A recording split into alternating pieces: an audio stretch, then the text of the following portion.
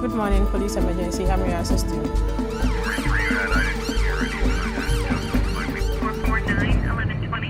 Good evening and welcome to Ghana Police Watch. Fighting crime is a joint responsibility, says one of the most popular and important themes of your favorite TV series, Ghana Police Watch.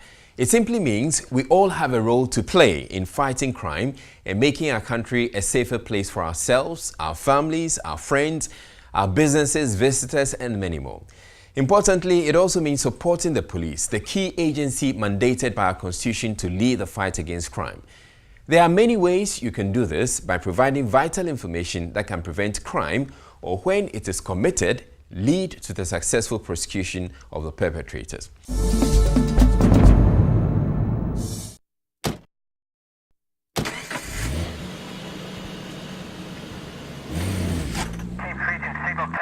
This evening, the focus is on private security operators who play an important complementary role to Ghana Police Service, which is also mandated under the law to regulate the activities. The specific law which mandates the police to do this is Police Service Private Security Organizations Amendment Regulations 1994 LI 1579. Under the private security regulations, the Inspector General of Police has powers to approve the type of uniforms that private security organizations, operatives should wear. We have observed with much concern that we have different types of uniforms being worn by private security organization operatives. Some are very close to military type uniform, some are very close to police. We've had instances of private security guards, as it were, duplicating the uniforms of security agencies like the police and military. So whenever they are caught in a situation, it becomes very difficult to decipher whether the guard is a police officer or a military officer. And it creates a lot of problems for us in terms of, as it were, identifying the culprit and also, as it were, sending him for the right action to be taken against him or her. The police set up its own Private Security Operations Directorate in February 2017, which has since then been having regular consultations with the private security operators. A lot of sensitization went on. We had a lot of discussions with their executives of the PSOs, and we also had a forum where we invited them for an in-depth discussion on the matter. And it turned out that even some of the properly licensed companies were really in favor, because there were other people who were not properly licensed, and because there was no regulation as to the type of uniform, they get their uniforms and they are handy to start operating. Then came the important announcement that henceforth all private security personnel in the country will wear a standard uniform distinguished only by their company's badge and insignia. This initiative has won a lot of praises for Ghana Police Service. The uniforms are three. We have the white and the ash khaki trousers. The ash khaki trousers, we have the white stripe by the side. The second one also cream shirts and brown khaki trousers. The critical features you see on all of these uniforms are that the top is the same color of the stripe you see by the trousers, so that you cannot use the white top over the brown khaki trousers. The differentiation will be that your company badges will be different. The person wearing it will have its name, their names in it, so it will be difficult for anybody to impersonate the other person. As we speak now, we have 263 private security organizations licensed, duly licensed, and are operating legally. We, over the years, realized that there hasn't been any standardized training for private security guards. If we have to go professional, they need to have some training. So in the discussions that we had with the executives of the PSOs, that thing came out extensively. So there's also a decision to come out with a training manual, which we've undergone through several reviews, and also established a training school where they will be trained before they are deployed to their various places. This is a fairly standard across a lot of countries globally. So if you go in the West, security officers will typically go through standard training, standard certification. An ID card will be issued to the security officer, so he belongs to a particular sector. With the issuance of the card, it's almost like you're given a license as a professional security officer to operate, i.e. you've been trained, you've been vetted, and you're certified to go and work. A lot of African countries already do that. So if you go to South Africa, it's typical in South Africa. So we are coming out with a project which would also license the individual guards, so that we don't have a situation where they hobnob from one place to another. When a person misbehaves in one organization, he just finds his way into another place, where we are going to have the database of all the guards who are employed and issue them with licenses. The conversation around the uniforms also, it's not new either. If you go to Ivory Coast, this is done already. Tanzania has already started the process also of standardizing a uniform for private security sector. 1, 2, left, right, 1, 2, 3, 1. In Ghana, typically our guards would be in a short sleeve white uniform with the logo on the left, the G4S brand logo on the left, and then we would also be in brown trousers. We've got well over 200 licensed security companies in country, and really everybody just put on their own uniforms. So there was a need to bring some sanity into that space. And I think G4S is a global brand we supported 100%. G4S has been operating in Ghana for about 16 years now, with significant experience within the security space. The role of the private security organization is very, very critical and important for our dear nation. So the only snag is that we've not been able to regulate them effectively. But with these programs that are coming out, we hope to, as it were, regulate them and effectively put a check on them so that they'll be able to perform better or improve on their services as we go along. I must say, and I must commend the police and APSOC, that there's been significant improvement in terms of our interaction with the police and us working together cohesively in terms of making sure that the environments that we work in are safe. We've got contacts with the police on a regular basis. We do know in terms of where the police patrol team are. There is an understanding in terms of who to contact and when and how. So that communication link is already available and it's working. There is also conversations, senior level conversations happening now around the possibility of being able to have live communication amongst ourselves and our control centers. As it stands now, I can say there's been significant improvement. Joining us for the discussion, we have Nana Essien, who is with the Association of Private Security Organizations Ghana, and then DSP Kweku Dompre, who is with the Private Security Organizations Directorate of the Ghana Police Service. All private security organizations are supposed to wear a standardized uniform. I want us to start with, at what point did we decide that we have to do this? I would say this struggle started almost 8 years now. And as a matter of fact, hitherto, there was nothing like any institution or organization controlling or regulating our work. So I can understand that this probably would have come about as a result of maybe abuses of the system. Sure, Israel, that is correct. There has been several abuses of this uniform regime. The Regulation 12 is only the IGP that is allowed by the law to approve these uniforms. This has happened all over the years, but the abuses were becoming too many. You see a private security guard in police-like uniform or soldier-like uniform. It became a problem as to, is he a soldier or is he a policeman? It became a problem. You also see on TV, on other media, where somebody is arrested and is in pure police uniform. You ask, is he a policeman? No. Who is he then? It became a problem.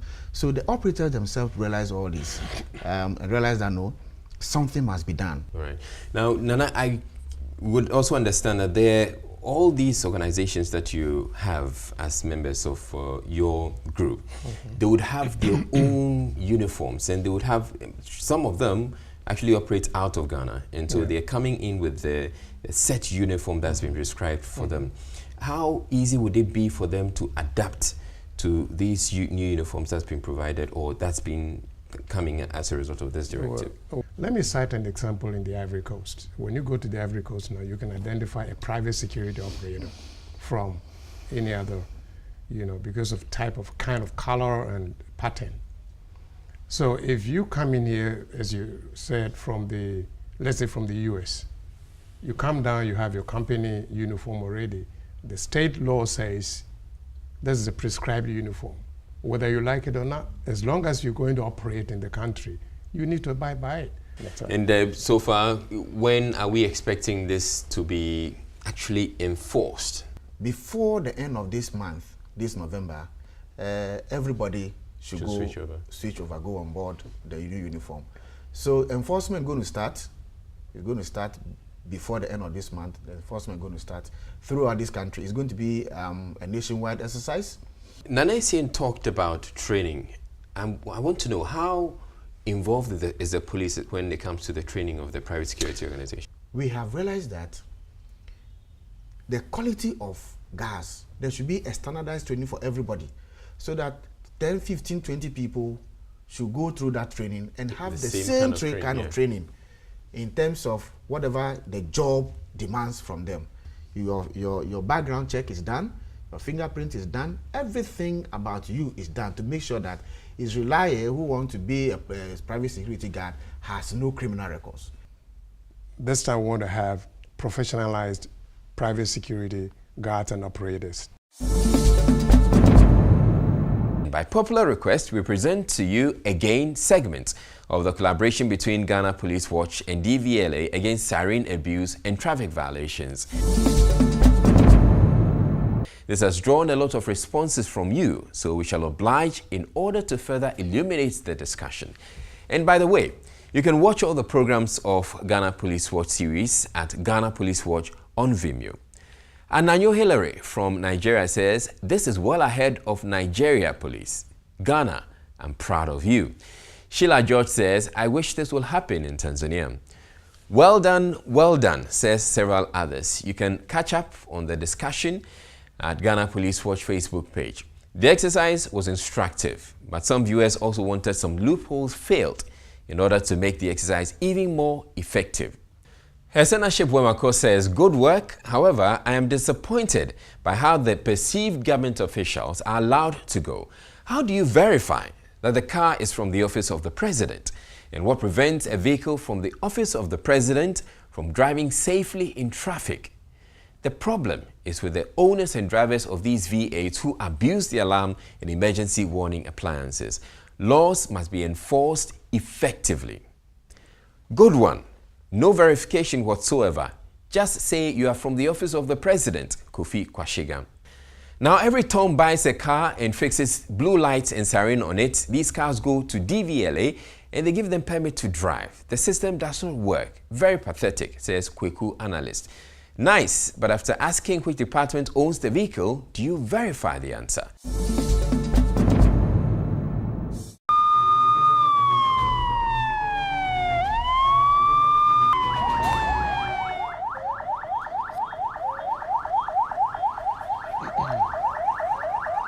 One of the exercises that has brought a lot of praise and commendation to Ghana Police Service is its initiative against siren abuse in collaboration with DVLA.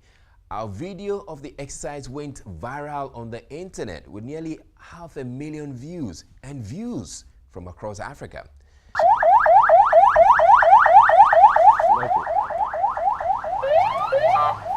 Ananyo Hillary from Nigeria says this is well ahead of Nigeria Police. Yeah, good evening. Yes. Is it for a department, government institution, deputy minister, Eastern region? Fine. Sheila George says, "Wish this will happen in Tanzania." Well done, says several others. You can catch up on the discussion at Ghana Police Watch Facebook page. The exercise against siren abuse and traffic irregularities was instructive, But from analyzing the video, some viewers still want some loopholes filled in order to make the exercise even more effective.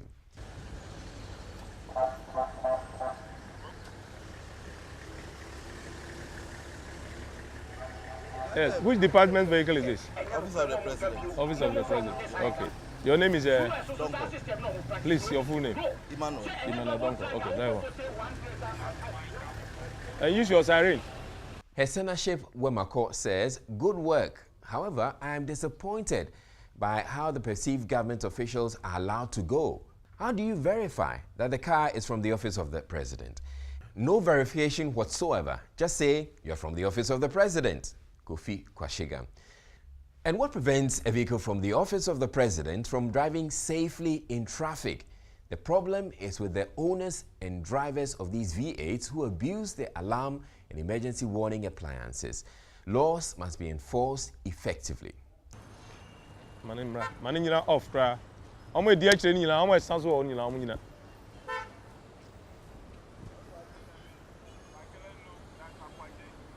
I'm with Remo on who's a beer Remo or do I you need to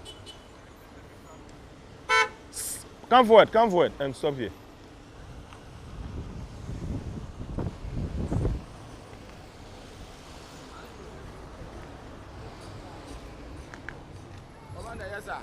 Good evening, sir. My brother, Yes, sir. good evening. Yes, sir. Yes. You are driving as if there is an emergency, or your car is an emergency vehicle. I'm rushing to the office. My brother, Yes, sir. the camera is, capturing you. Yes, sir. This vehicle is not entitled to even use the advanced warning appliances. But the way you are driving, anything can happen and you will not be spared. Are you a policeman? Yes, sir. Yes. And you are driving like that. Oh, Embra, my name is Pagwa.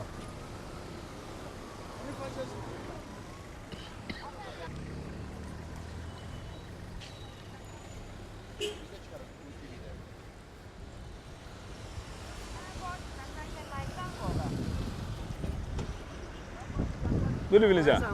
Yes, I know you are driving a GV vehicle, and you are not having the warning appliances on the vehicle. Yet you are driving as if there is an emergency.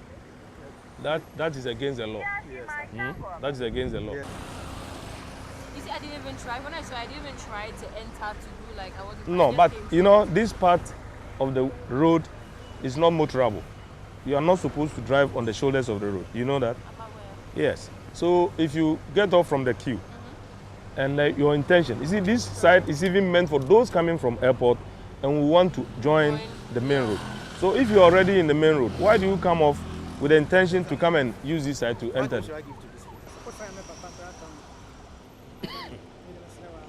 Who's over Junso? What Chrome say over Junso?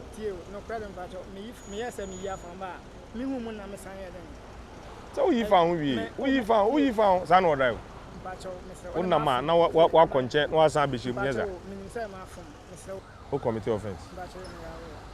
Until Oka James, what Peter or Medoka and Oka Kusio. Mitchell was the uni lenses. Missing Mitchell was the uni lenses.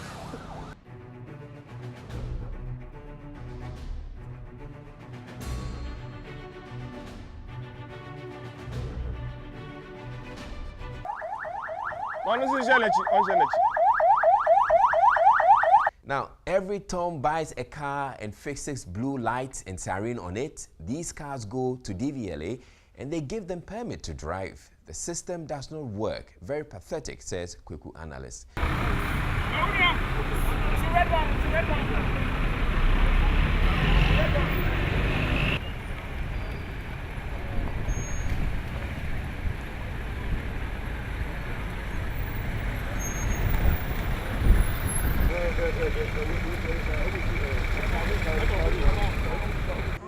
Please let me have your driver's license. I don't have it here. You don't have your license. Kindly park well for me.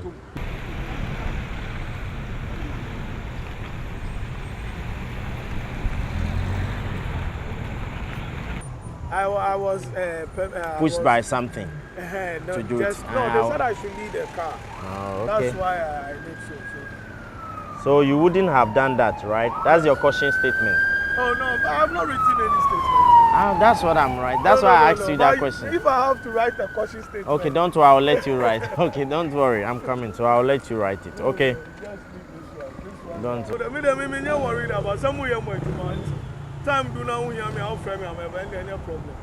With the me Johnny. Who send them now? But when you back up, the man means me Johnny Agway. They ain't me Johnny or Ghana.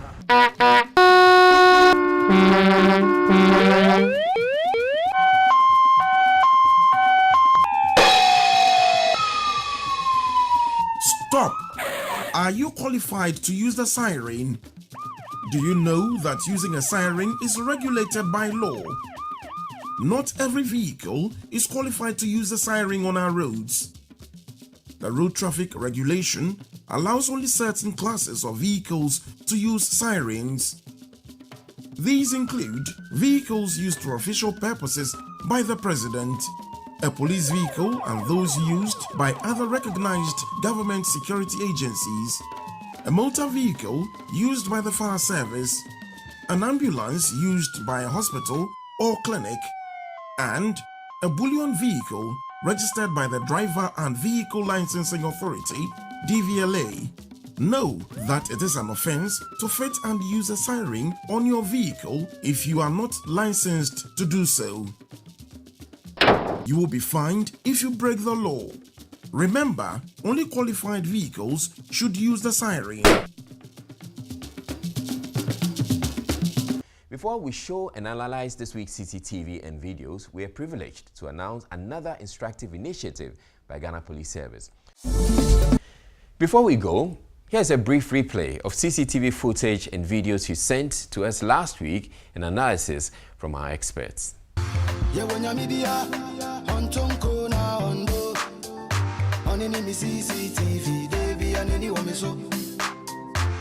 if I walk through the valley of death, I know the fear. Every day be your guide.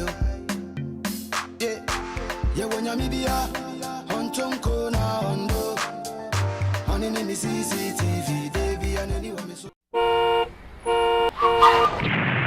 I want us to look at this video. After watching the video, what are some of the things we should learn from it, which is one of the reasons why we're putting together a show like this. So I want to start with you, DSP.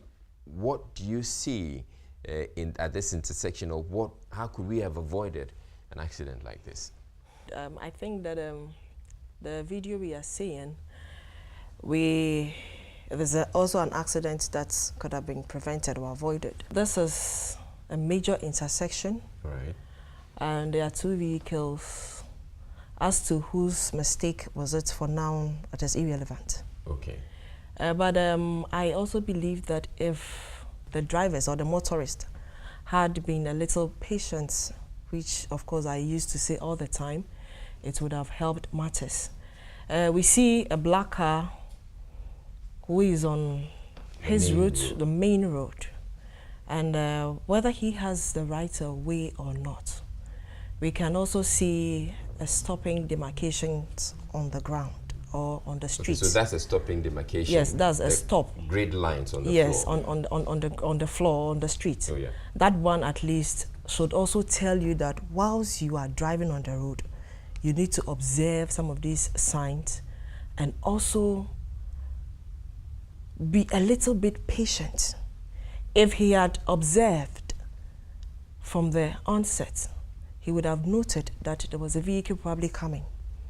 This vehicle, who is also making a turn, should have also observed that yes, there is a vehicle coming, because he was also on a top speed. I mean, the black car was on a very high top speed. And because he did not look left or right, he went straight and there was the accident. Yeah. But if both of them, I keep on saying if we have, because I assume that yes, all of us could have been in that position. But if they had observed and just taken a little bit patient, become a bit more patient and careful, yeah, I think we should be able to avoid it. Mr. Bona, you look at this intersection and it's not too clear, but from what we see, we can fairly assume that the traffic lights were not working. So how would you have advised or how would you have acted if you were approaching it? Well, once you are approaching an intersection, it doesn't matter if it's a major intersection or it's a minor. If you probably went through a proper driving school, you'll be told that, you know, these are hazards. And so you are approaching a major intersection.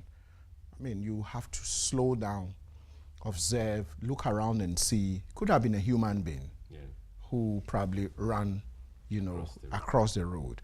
But what I've observed in this country, or I've noticed in this country, is that when the traffic light is even working, and it goes, this country is the other way around. It goes red, and then I think yellow, and then green or something. You see drivers speeding.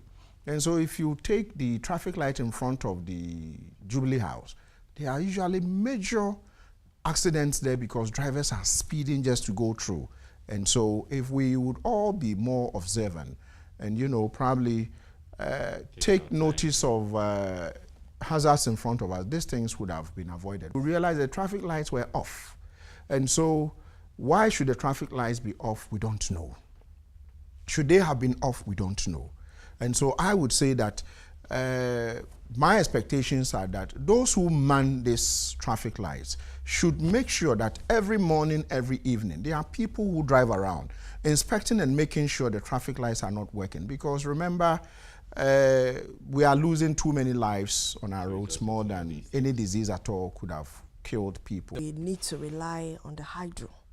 We have a lot of sun here in our country and they are going west. If we have a time where traffic will go off just because we have power outages, at least we should have some complementary energy, renewable energy like the solar, and it's going to help us a lot.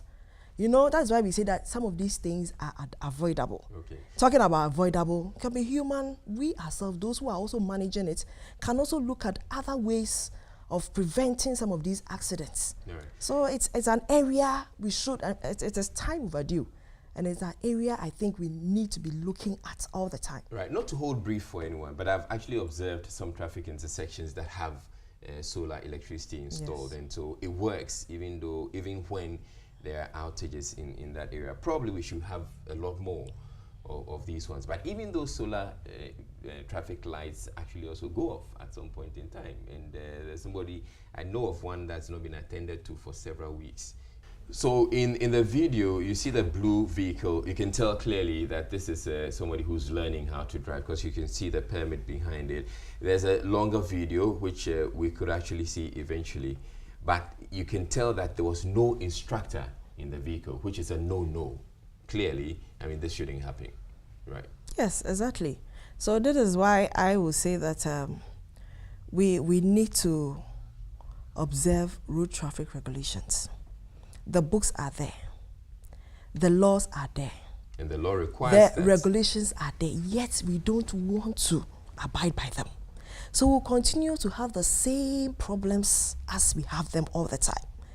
We have the road traffic regulations. They are created for us to be able to guide us, to be able to manage the way we go about, especially on the roads. We go about things on the roads. But there are sets of books there, and we also want to do our own thing. Even if it is a traffic light, ask us how many of us are ready to abide by the lights. How many of us are ready to observe the traffic lights that we all see? We can see red, amber, and the green, and everybody is trying to rush and cross before the red. Yeah, exactly. Before the red. So the attitudes, we ourselves, talking about lawlessness of the road, it can be somebody's mistake, and at the end of the day, somebody also suffers it. So we as citizens, if we want to change the country in which we are, I believe that it should start from us. Right. It should begin from us. Fire has gutted the police station, setting one of the motorbikes ablaze, as you can see. A protest which was supposed to turn deadly, peaceful, has turned deadly. As you can see, one of the students is smoking what is supposed to be weed, and here it is. They set the place ablaze. This is going to get messier. This is what is supposed to be a peaceful demonstration.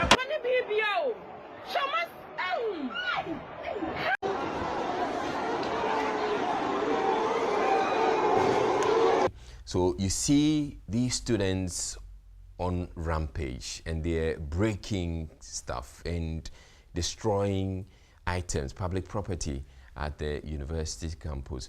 Where we want to, or the discussion we want to have is what should have been the responsibility of the police, or looking at the damage or destruction to property. We're talking 1.6 million CDs. How could we have avoided all of that? And I want to start with you. What I know from my own checks is that there was supposed to be a procession, and they call it a peaceful demonstration. This is a demonstration that has gone bad. We ask ourselves, what was the involvement of the law enforcement agency, first of all, in this demonstration? I am usually particular when it comes to public order management activities such as this. I don't think it's for anything why the law says that if people want to probably carry on with any public event or embark on a demonstration, a procession, a carnival of this nature, they should first of all involve the police.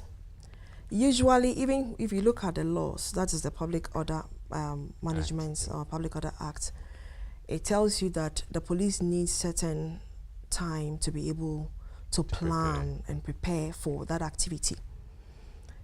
When usually the police is notified of any such event, what the police does is to meet with organizers. There are a lot of questions the police ask. After asking those questions, we also do our own part of our investigations or gather some form of intelligence that informs us on what to do. I don't know what interaction or engagement went on between. As far as this demonstration yes, is concerned. But when we do some of these things, we pick certain signals. It was even after the demonstration that we realized that there were even issues. And issues, usually, they are not handled well. I always say they turn into crisis. And it is difficult when you are managing some of these issues. People are enraged. These are protesters who are protesting for some reasons. We don't expect that they will go on that demonstration and it become peaceful.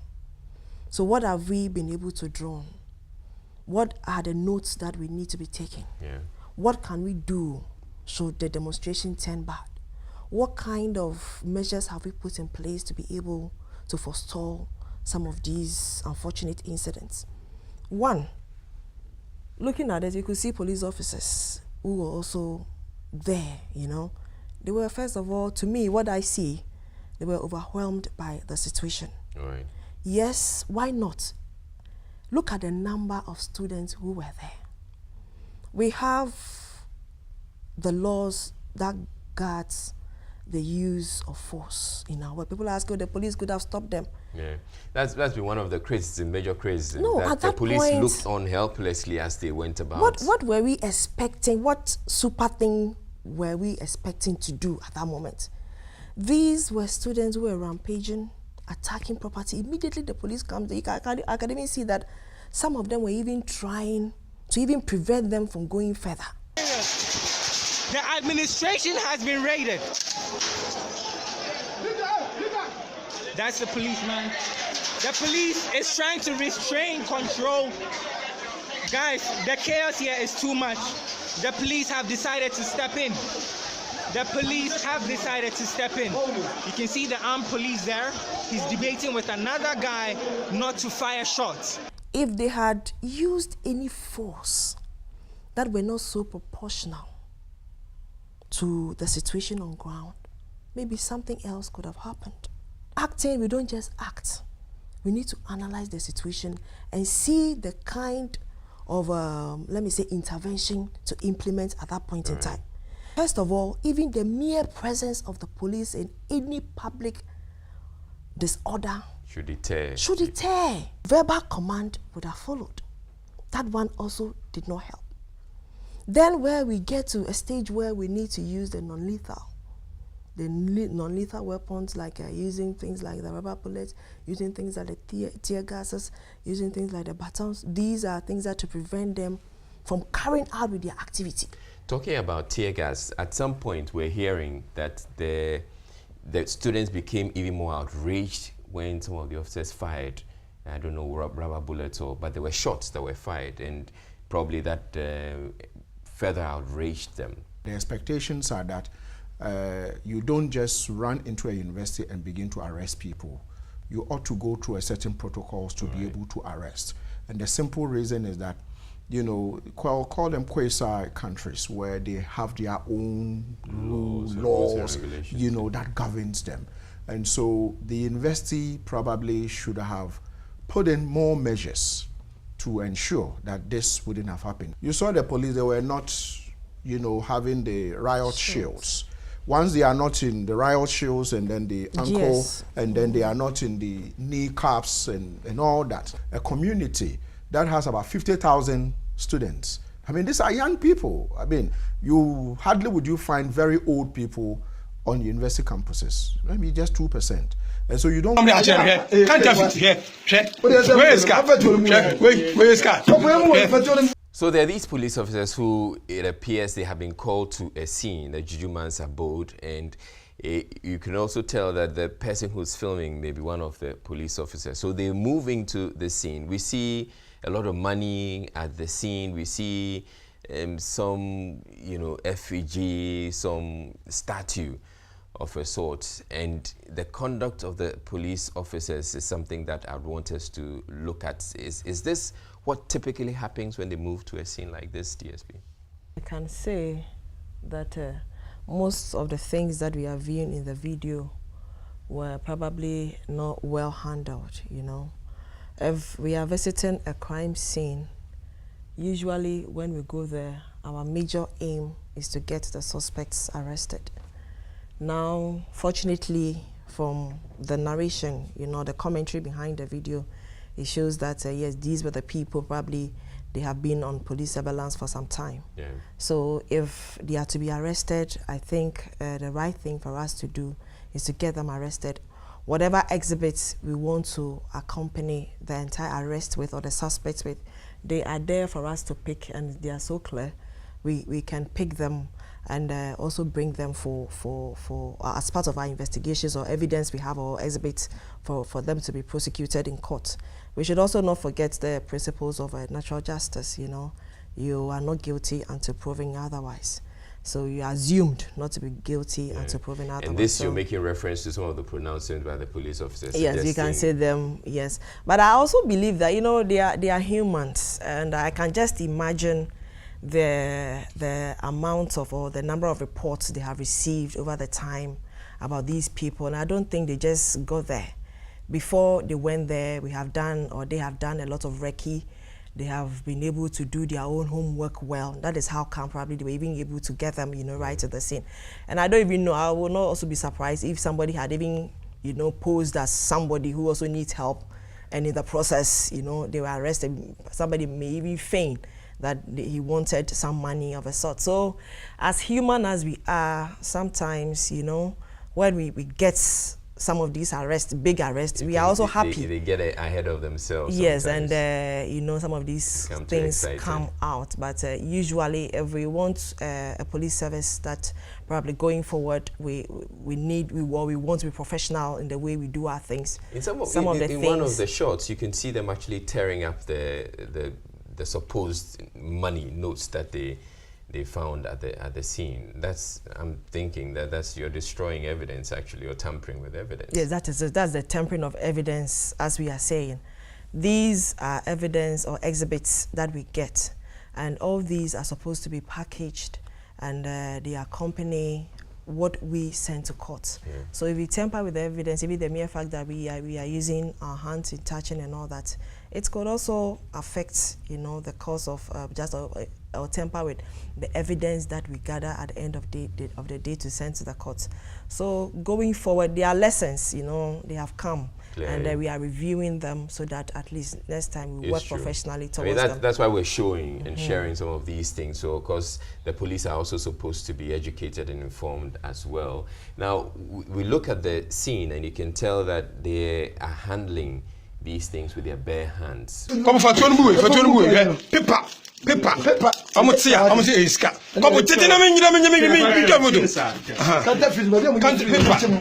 when they're supposed to be using gloves, I believe. If it is not, genuine notes, it means they are again involved in counterfeiting, which itself is another crime which they are committing. And you are looking at, are they scammers? Per the narrative of the video, are they scammers? The police could have probably acted a bit more professional, but then it calls to question how well are our officers trained. We want to have a police service where we have enough resources to say, after you finish police training school, 6 months, probably every 24 months of your stay within the service, you go for another 2-3 months refresher course where these people are trained. But it is inspirational to say that police officers who are watching, Madam who is educated, myself, and those who have spoken about it, police officers who don't know are at home and they are watching and realizing that what they should have done was to probably call in the place, arrest the people, put them in handcuffs, and then take the evidence with gloves and all that. But there again, do they even have gloves? Maybe they don't have gloves. I'm not holding brief for them.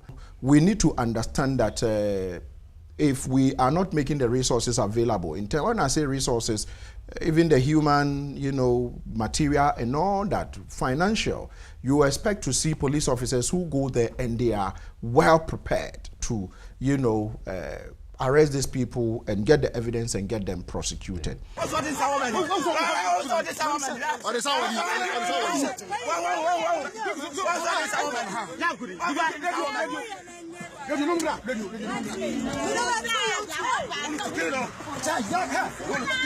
you can see that there's a struggle with a driver. If as you observe, it appears he's trying to, we don't know exactly what, but it appears he's trying to get the keys from this driver.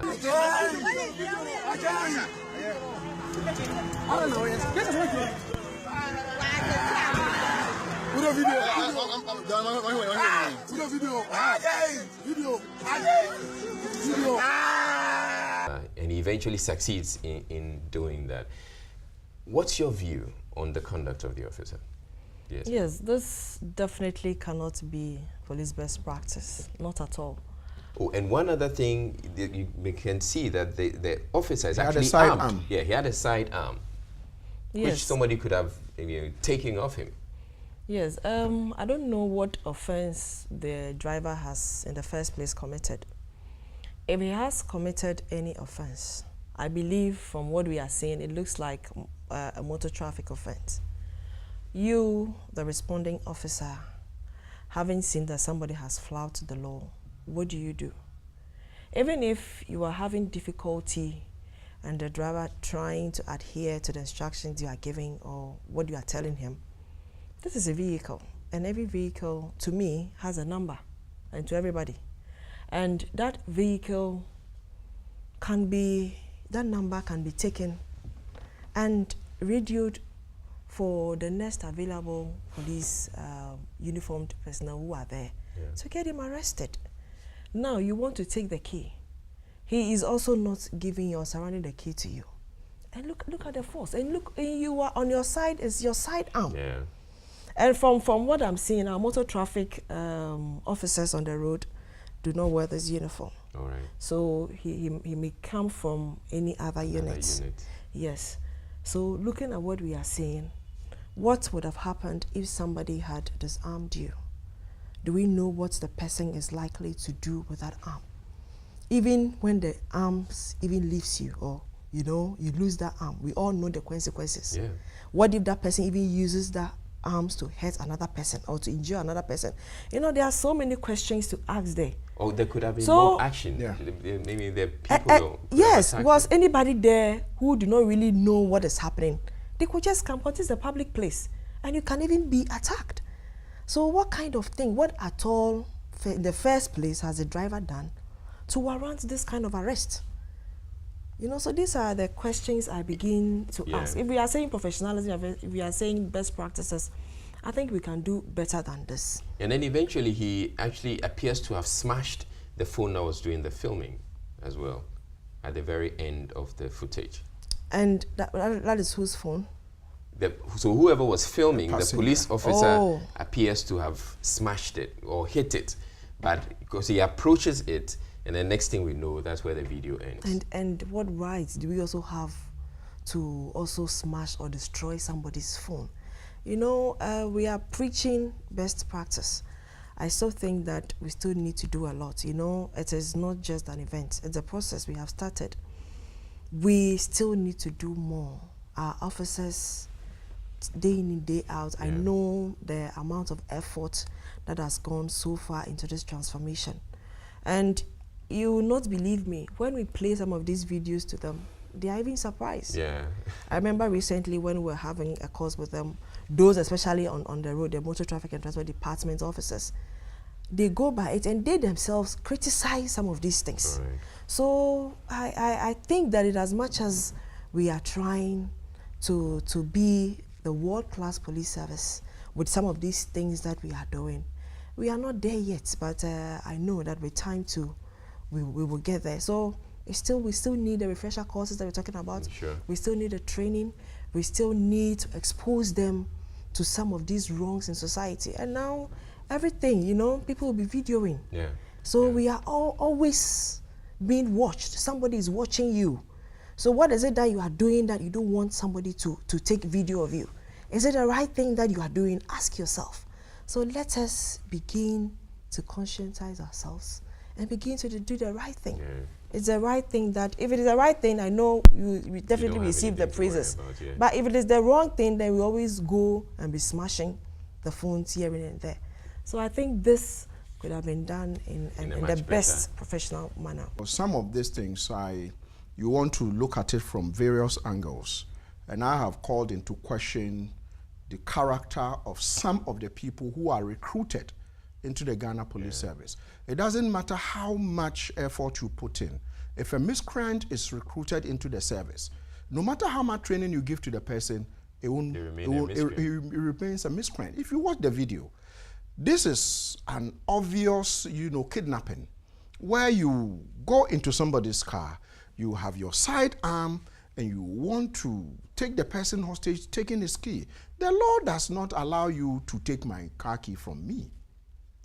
The best practice is to write, like Madam said, you write the car number. In any case, if the police are looking for me and I'm not driving, they would find me. They have caught hardened armed robbers who don't even live, they live in slums. They catch them.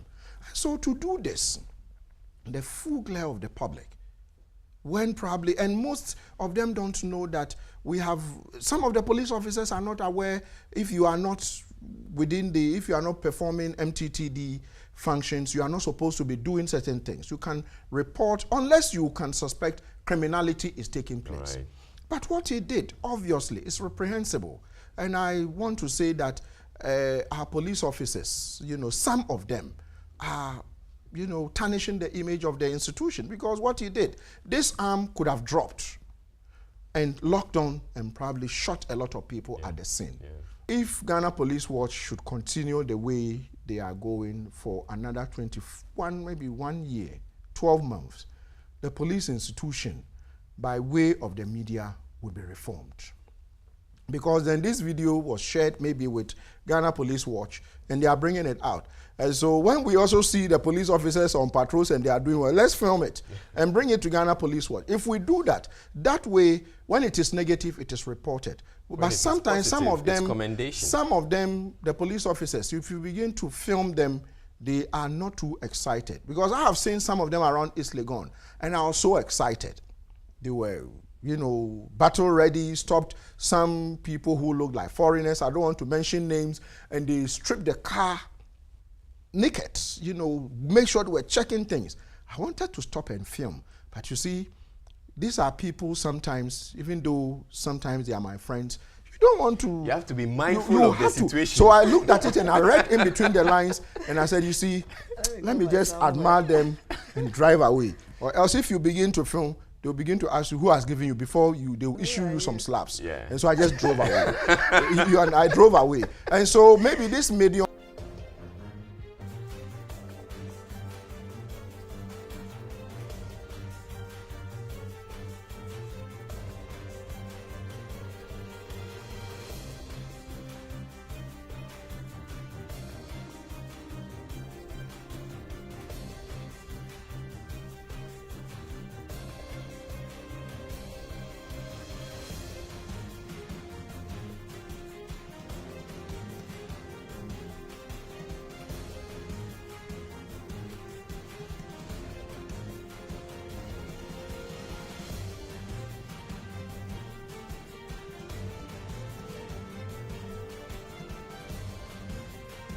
They stopped outside, they left their motorbikes outside, and then two of them, they moved in there.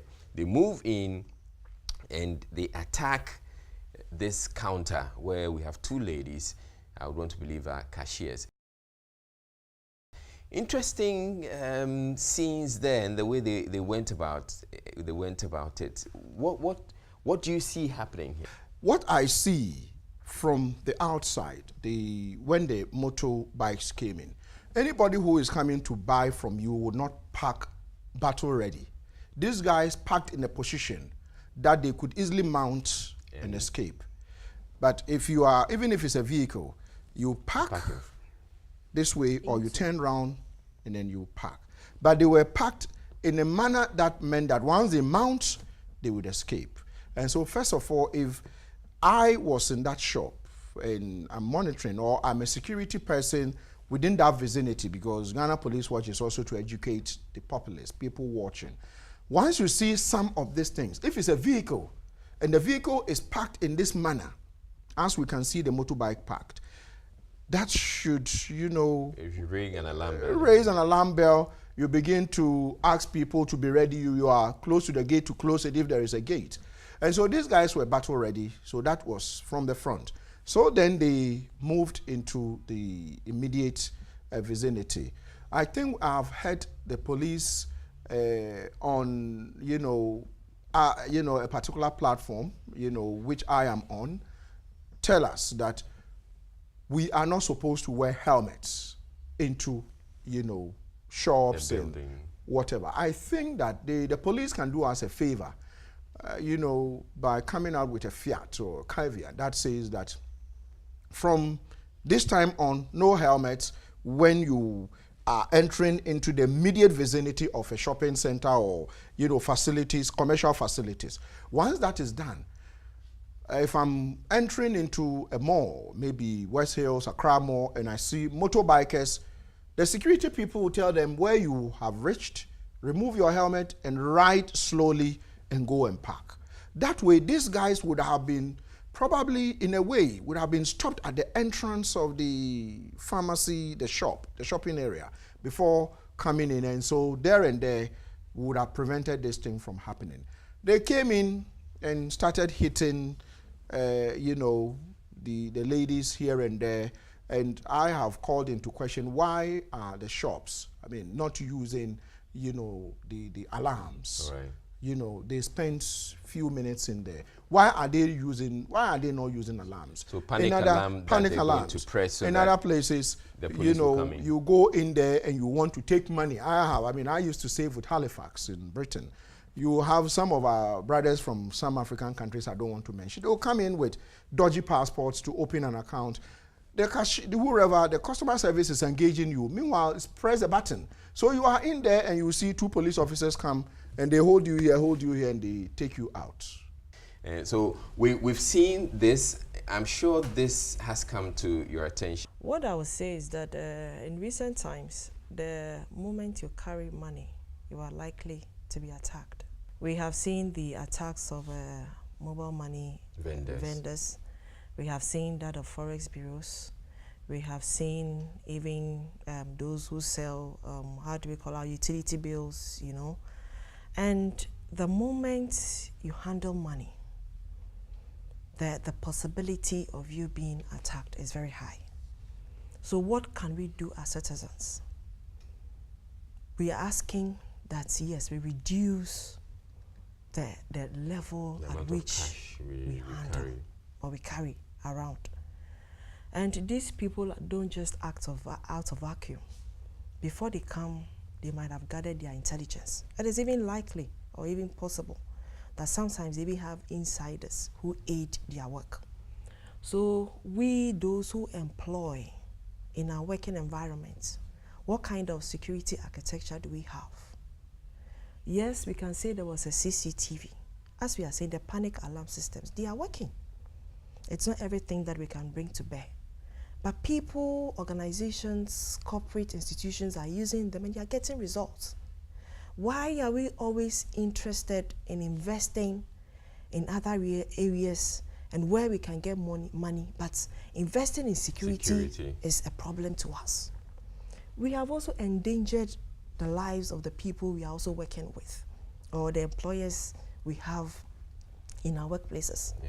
To me, what they did, there was nothing more they could have done. We always say when you are attacked, under this kind of attack, what you need to do is to surrender. I could even see one of them even trying to draw the drawer. I don't know what that means. But he just wants them to have the money and get away. Any form of delay from them or resistance may be dangerous. So people who come and attack, or that we say that once at this time they have little that they can do.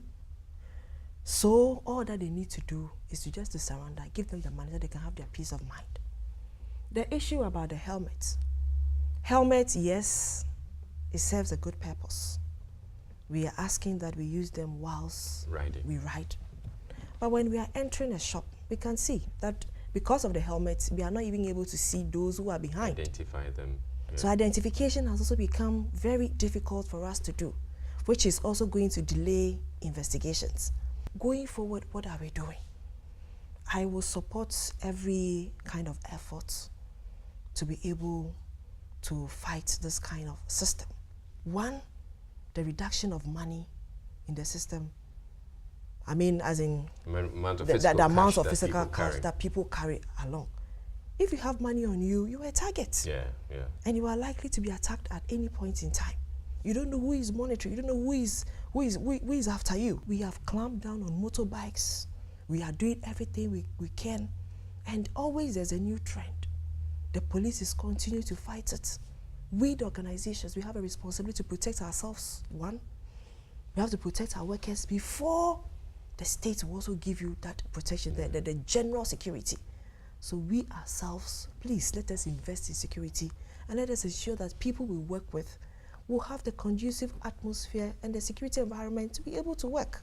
Thank you very much. It's been a very informative program as always, and I want to say thank you to DSP Efia Tenge, who's Accra Region Police PRO, and also Adam Bona, who is with Security Warehouse. But that's it for the show for this week. My name is Israel Lai, and we're encouraging you to keep bringing in your CCTV footage, and whatever videos you grab, share them with us, because we'll use them to educate everybody else. We'll use them to enlighten people so that people can be more safety and security conscious subsequently. So thank you very much for watching the show.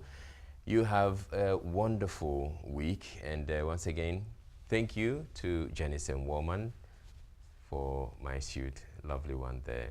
Have a good night.